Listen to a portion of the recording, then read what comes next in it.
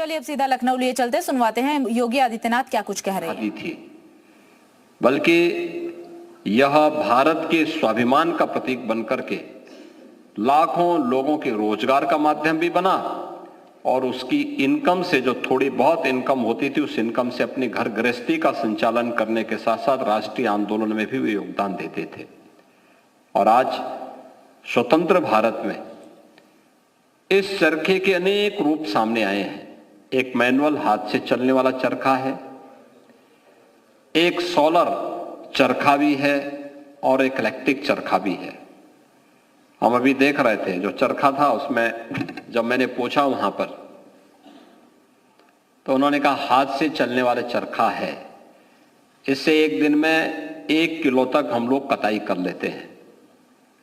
लेकिन सोलर जो इलेक्ट्रिक चरखा था उससे 2 किलो तक कताई कर लेते हैं। सबकी अपनी उपयोगिता है और मार्केट की भी अपनी डिमांड है। याद रखना, जो कार्य आप हाथ से कर रहे हैं वो अपने आप में एक कला भी है, अपने आप में एक हुनर भी है, समाज में उसकी डिमांड भी है और लोग उसके महत्व को भी समझते हैं। ऐसे ही इससे न केवल रोजगार किसान से लेकर के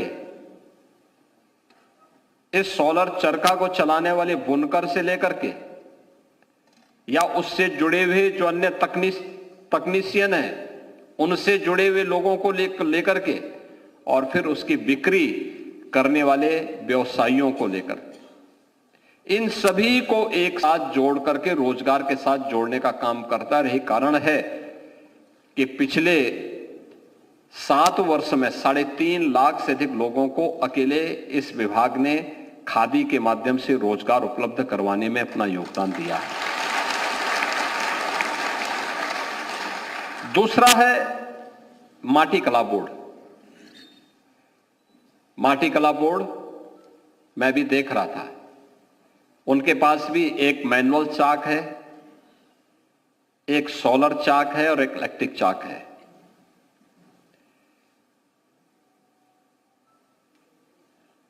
मुझे याद है 2017 में जब हम लोग मैनुअल चाक से बात करते थे तो उनका एक जो मिट्टी का बर्तन होता था, ग्लास होता था चाय पीने का या पानी पीने का, उसकी कीमत 60 पैसे तक पड़ती थी। तो प्लास्टिक या थर्माकोल का वह मुकाबला नहीं कर पाता था। आज जब मैंने उनसे पूछा, मैंने कहा कितने का पड़ता है, तो उन्होंने कहा कि इसकी कीमत हमें 12 से 15 पैसे पड़ रही है। यानी उसने थर्माकोल और प्लास्टिक का वह एक सब्स्टिट्यूट हो गया, पर्यावरण की बचाव भी हो गया। हमारी सरकार ने जो निर्णय लिया कि अप्रैल से जून तक हर प्रजापति समुदाय के व्यक्ति को जो माटी कला बोर्ड से जुड़ा है या माटी कला के उद्योग से जुड़ा हुआ है, उसे हम गांव का तालाब फ्री में मिट्टी निकालने के लिए देंगे और मिट्टी का वो अपने घर में या कहीं पर संचय कर सकता है, जिससे वर्ष भर वह माटी से बने हुए बर्तन बना सकता है। तो अब तो घर घर में इसका उपयोग हो रहा है, ये अपने आप में एक ब्रांड बन गया है। बल्कि दीपोत्सव ने तो घर घर में मिट्टी के दीप जलाने की एक नई परंपरा की शुरुआत भी की है। यानी लाखों लोग इसके माध्यम से भी नए रोजगार को प्राप्त किए हैं। हमारे ओम प्रकाश गोला जी हैं, ये जब मिट्टी से जुड़े हुए बर्तन हमारे सामने लेकर के आते हैं और हम उसके डिजाइन देखते हैं, हमें लगता है कि देखिए कितनी प्रतिभा है इन कलाकारों के पास, हमारे प्रजापति समुदाय के लोगों के पास। लेकिन उस प्रतिभा को सम्मान पहले नहीं मिल पाता था, आज सम्मान मिल रहा है। तो परिणाम है कि वे भी अपनी प्रतिभा का लाभ समाज को भी दे रहे हैं, देश को भी दे रहे हैं, जल संरक्षण का काम भी कर रहे हैं जब मिट्टी निकालते हैं, और पर्यावरण की रक्षा का काम भी कर रहे हैं। एक साथ एक कार्यक्रम कितना लाभ दे सकता है। हमने हनी उत्पादन से जुड़े हुए, शहद उत्पादन से जुड़े हुए किसानों के साथ भी और उनसे जुड़े हुए लोगों के साथ भी यहां पे बात किया। देखिए कितनी अद्भुत कला है, कितनी अद्भुत है कि हनी उत्पादन भी एक लाभ का धंधा बन सकता है और उसके लिए ऑफ सीजन में उनका संरक्षण करना। जब सीजन है उस समय उन्हें खेतों में छोड़ना, उससे शहद उत्पादन करना। लेकिन केवल शहद उत्पादन नहीं होता उससे, याद रखना जितनी भी तिलहनी फसल होती है, इन सभी फसलों की उत्पादन की क्षमता को भी ये बढ़ाता है और वहां पे उसकी यानी उसकी उत्पादन क्षमता को बढ़ाता है। ज्यादा पैदावार, जब ये मधुमक्खियां जाती हैं फूलों में और उसके बाद वह उसका रस चूसती हैं, तो वह एक दूसरे के साथ उसको जोड़ने का काम भी करती है और वह तेजी के साथ उसमें फैलाव होता है, उसकी पैदावार बढ़ती है। यानी आम की आम और गुठली के दाम, शहद भी मिल जा रहा है, साथ साथ तिलहनी फसल के दायरे को बढ़ाने और उसके पैदावार को बढ़ाने में भी वो योगदान दे रहे हैं।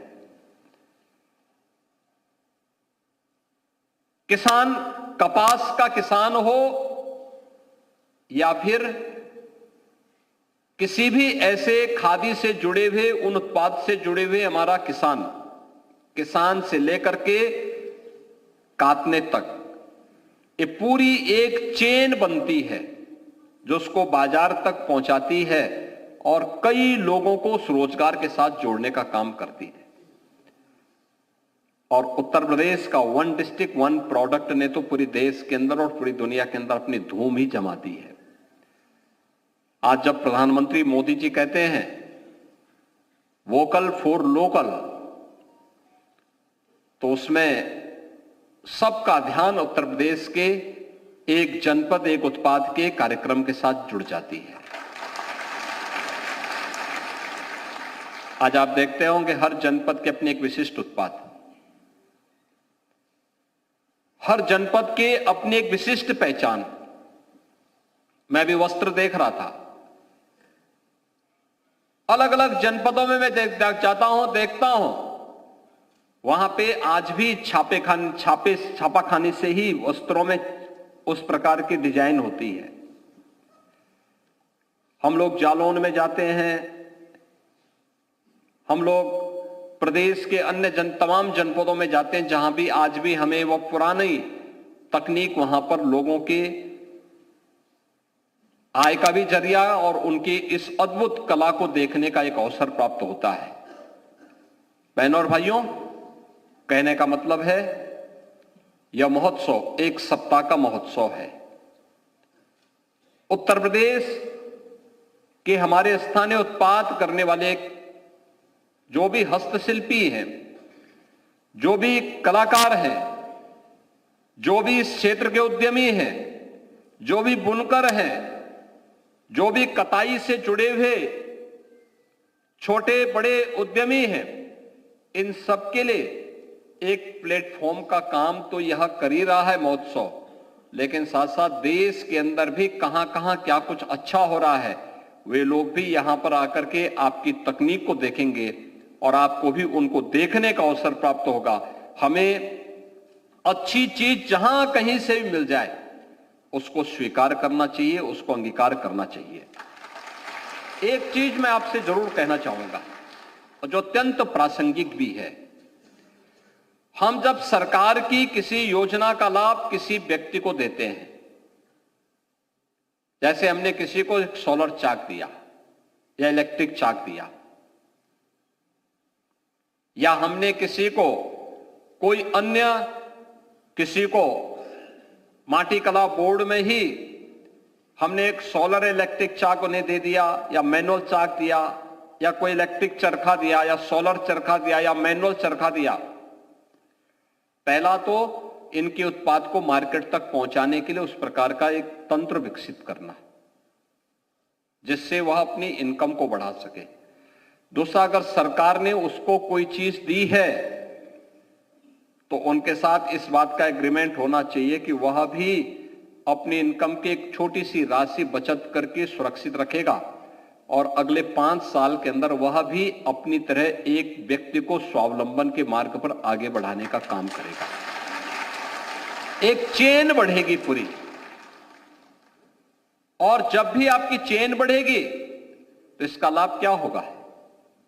आज मुझे बहुत अच्छा लगता है जब दीपावली आती है, होली आती है, ईद आती है या कोई भी पर्व और त्योहार आता है, एक काम हम देखते हैं।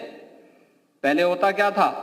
त्योहार हमारा होता था, सामान चीन से बिकने के लिए यहां आता था और वे शरारत भी करते थे कि उसमें बहुत बार तो ऐसे ऐसे यानी उन उत्पादों में ऐसा जहर मिलाते थे कि बच्चे छूते थे तो बीमार हो जाते थे। बहुत सारे लोगों की आंखों की रोशनी जाने का खतरा बना रहता था। बहुत सारे लोग उस जहर से कोई अब तो गणपति और लक्ष्मी जी की मूर्ति चीन देगा, इस चीन का विश्वास नहीं। वह उसमें ऐसा केमिकल मिलाता था कि वह जहरीला होता था। ऐसे वह तमाम ऐसे उत्पादों में भी ऐसा ही करता था। लेकिन पिछले 6-7 वर्षों में और प्रधानमंत्री मोदी जी ने जब वोकल फॉर लोकल की बात कही तो तब से मैंने देखा है कि अब उत्तर प्रदेश में बना हुआ उत्पाद या भारत के अंदर बना हुआ उत्पाद ही लोग खरीदते हैं, उसको गिफ्ट के रूप में देते हैं। 1 डिस्ट्रिक्ट 1 प्रोडक्ट से जुड़े हुए उत्पाद लोग को देते हैं। परिणाम क्या है? एक हमारा हस्तशिल्पी, हमारा उद्यमी और हमारा लोकल जो कारीगर है वो उससे लाभान्वित होता है। तो अगर आप ऊनी कुर्ता खरीदते हैं या ऊनी वस्त्र खरीदते हैं जो हमारा स्वयं स्थानीय बुनकर बना रहा है, तो उसका लाभ स्थानीय बुनकर को ही प्राप्त होता है, स्थानीय बाजार को ही प्राप्त होता है। अगर आप 1 डिस्ट्रिक्ट 1 प्रोडक्ट से जुड़े हुए किसी उत्पाद को खरीदते हैं तो वह स्थानीय व्यापारी उसका लाभ प्राप्त करता है या देश का व्यापारी उसका लाभ प्राप्त करता है। भारत का पैसा भारत के अंदर ही और भारत के विकास में ही लग रहा है, यहां की खुशहाली में लग रहा है।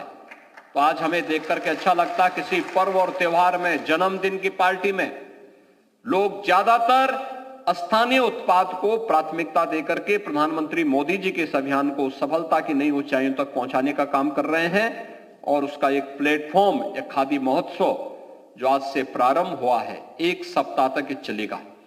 1 सप्ताह से तक चलने वाले इस महोत्सव में अनेक प्रकार के कार्यक्रम होंगे, सांस्कृतिक कार्यक्रम भी होंगे, तमाम अन्य प्रकार के, जैसे खादी में फैशन शो भी होने जा रहा है। अलग अलग प्रकार की प्रदर्शनियों को आपको यहां पर देखने का अवसर प्राप्त होगा, उनके अलग अलग प्रोडक्ट को देखने का अवसर प्राप्त होगा। ये सभी बहुत कुछ रोचक चीजें यहां देखने और सुनने को प्राप्त होंगी। मुझे पूरा विश्वास है खादी महोत्सव केवल लखनऊ में ही नहीं बल्कि हमें प्रदेश के अलग अलग कमिश्नरी स्तर पर पहले चरण में इसको वहां पे 3 दिन की, 5 दिन की, 7 दिन की ऐसे एग्जीबिशन लगा करके सफलता की नई ऊंचाइयों तक पहुंचाना चाहिए। लोगों को इसके प्रति प्रोत्साहित करना चाहिए। कुंभ में भी मुझे प्रसन्नता है कि 240 से अधिक स्टॉल खादी और ग्रामोद्योग के द्वारा वहां पर स्थापित किए गए हैं, जिसके माध्यम से खादी का प्रचार प्रसार होगा। और खादी तो ऐसा है कि इस सीजन में गर्म होगा, लेकिन गर्मियों में वही कपड़ा ठंडा दिखता है, बॉडी को एकदम ठंडा रखता है।